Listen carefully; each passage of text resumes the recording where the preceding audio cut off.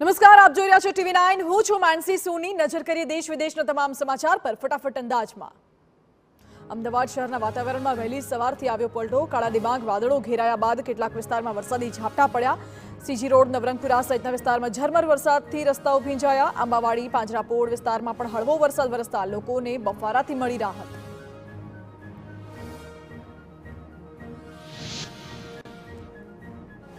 રાજકોટમાં ચોમાસાની શરૂઆતે જ મનપાની પોલ ખોલી. શહેરમાં ઠેર ઠેર રસ્તાઓ પર ભરાયા પાણી.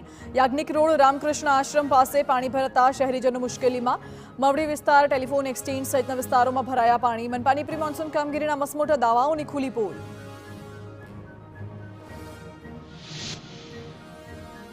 રાજકોટમાં વહેલી સવારથી શહેરમાં વરસાદી માહોલ. નાના મહુવા સહિતના વિસ્તારોમાં હળવા વરસાદી ઝાપટા પડ્યા. શહેરી વિસ્તારમાં સવારથી 1 ઇંચ જેટલો વરસાદ પડ્યો. વરસાદી માહોલના કારણે ગરમીથી પણ હાશકારો.